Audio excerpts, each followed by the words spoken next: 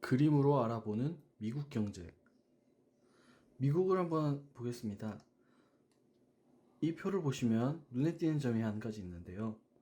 가계 지출이 미국이 다른 나라에 비해서 상당히 높아서 미국은 소비국가라는 말이 있습니다. 내수 시장이 굉장히 크다는 것입니다. 실제로도 미국은 내수 시장 1위의 거대한 시장이라고 볼 수 있습니다. 자, 여기서 순수출을 다시 봐야 되는데 순수출은 미국이 마이너스입니다. 미국은 1970년대부터 만성적으로 무역 적자인 국가였습니다. 그 이유가 무엇일까요? 계속해서 수입만 하고 있습니다. 미국이 살아갈 수 있는 생존의 이유. 적자임에도 이것이 계속해서 지속 가능한 이유는 달러가 바로 기축통화라서 그렇습니다. 이런 말이 있습니다. 채권이 미국이 최고의 수출품이다. 그러니까 다른 나라에서 사고 싶은 게 있다면 그냥 지폐에다가 그림을 찍어서 주면 됩니다. 그러면 유지가 됩니다. 이건 들어보았을 겁니다. 한국과 중국을 포함한 신흥국들의 달러 보유액이 역대 최고 수준이다. 이것이 계속 달러를 신흥국들이 모으고 있다는 뜻입니다. 신흥국들은 1990년대에 이미 뜨거운 맛을 한번 보았습니다. 달러가 얼마나 소중한지 우리나라 역시 맛을 한번 본 적이 있습니다. 금 모으기 운동을 잘 알 것입니다. 왜 금을 모았다고 생각하십니까? 원화를 모으지 않고 밖에서는 우리는 원화를 쳐주지도 않는다 라는 말을 듣기 때문입니다. 그래서 달러 대신 금이 세계적으로 통용이 되니까 그걸 가져다가 판 것이 바로 금 모으기 운동입니다. 학습 효과가 생겼다고 볼 수 있습니다. 그래서 금융시장이 불안할 때를 대비해서 달러를 비축해야 할 필요성이 생긴 것입니다. 신흥국 입장에서는 달러를 비축하려면 어떻게 해야 될 것이라고 생각하십니까? 직접 사야 된다고 생각하십니까? 누가 원화를 달러로 바꿔주지는 않을 것입니다. 국가 간의 거래에서 한두 푼이 아니기 때문입니다. 더 좋은 방법은 무역에서 흑자를 내면 되는 것입니다.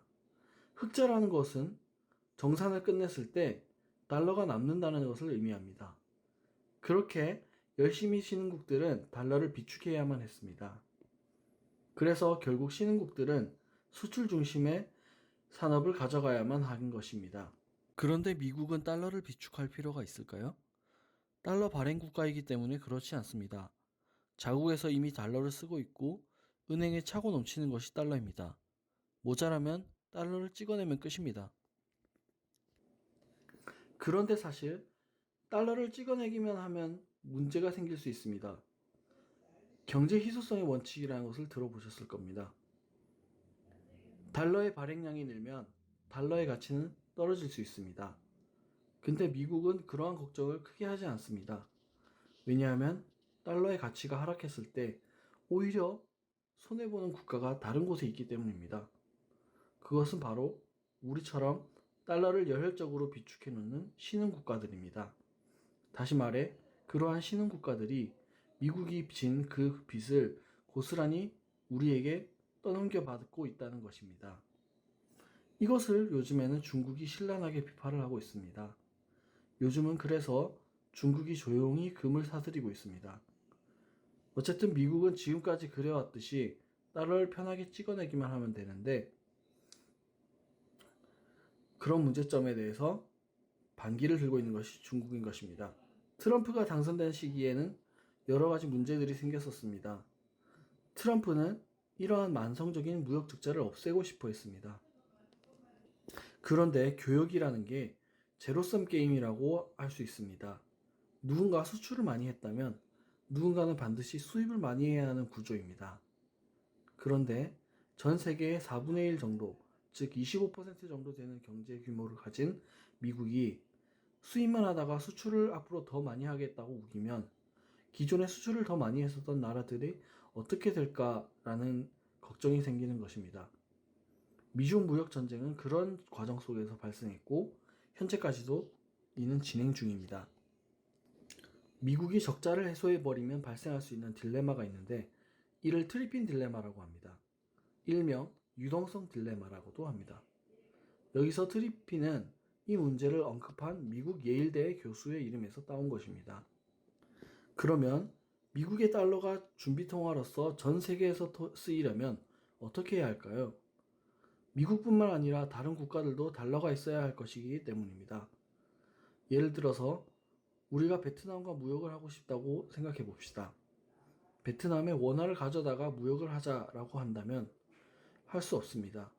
그 원화를 가져다가 베트남이 금을 살 수 없기 때문입니다. 오직 달러로만 살 수 있기 때문입니다. 그렇기 때문에 베트남 입장에서도 베트남 국내에서 쓰지도 못하는 원화를 받을 필요가 없습니다. 즉, 공통으로 약속된 통화가 필요한 것인데 그것이 바로 달러라는 이야기입니다. 그렇다면 미국이 어떻게 이 달러를 각 나라에 공급할 수 있을까요? 공짜로 뿌려야 할까요? 그렇게는 할 수 없습니다. 그렇기 때문에 교역을 할 때 상대 국가에서 물건을 받고 그에 대한 대가로 달러를 주고 있습니다. 즉, 수입을 많이 하면 달러를 더 많이 풀 수 있는 것이기 때문입니다. 그러면 그 상대 국가는 달러를 비축할 수 있게 되고, 그러면 그 국가는 그 달러를 가지고 다른 나라와 교역을 또다시 하게 되는 것입니다. 이처럼 준비통화가 국제무대에서 원활히 쓰이려면, 다시 말해 준비통화가 국제무대에서 유동성을 공급하려면 준비통화 발행국, 즉 현재의 미국의 적자가 늘어날 수밖에 없는 구조입니다. 이것이 당연한 이치라고 볼 수 있습니다. 그런데 이렇게 달러를 막 찍다가 보면 달러의 가치가 하락하게 됩니다. 그러면 한국이나 기타 다른 신흥국들은 달러를 갖고 싶어 할까요? 오히려 갖고 싶지 않아 할 것입니다. 그렇게 되면 달러의 국제적 신뢰도가 떨어지게 되는 것입니다. 그게 심각해지면 달러가 붕괴될 수도 있는 것입니다. 어떤 국가도 미국에 자신들의 상품을 수출하고 나서 달러를 수입해오고 싶지 않고 싶을 것이기 때문입니다. 근데 반대로 미국이 무역 흑자를 보면 어떻게 될까요?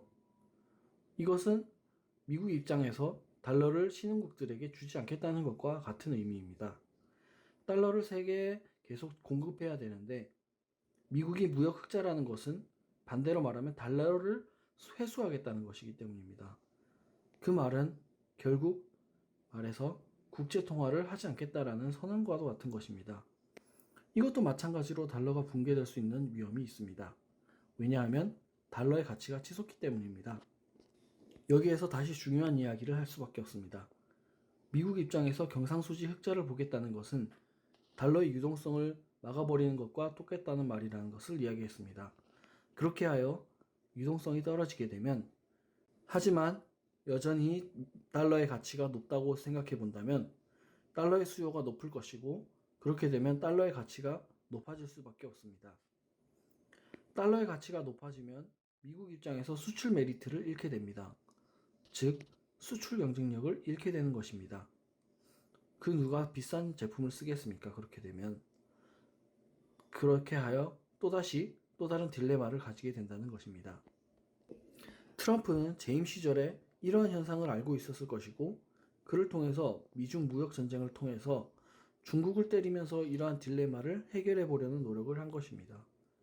미국의 목적은 결국 진실로 미국 무역 흑자가 전환이 되는 것이 바라는 것이 아니라 현재 세계의 공장인 중국을 때리기 위한 전략이라고 볼 수밖에 없는 것입니다. 지금까지 시청해 주셔서 감사합니다.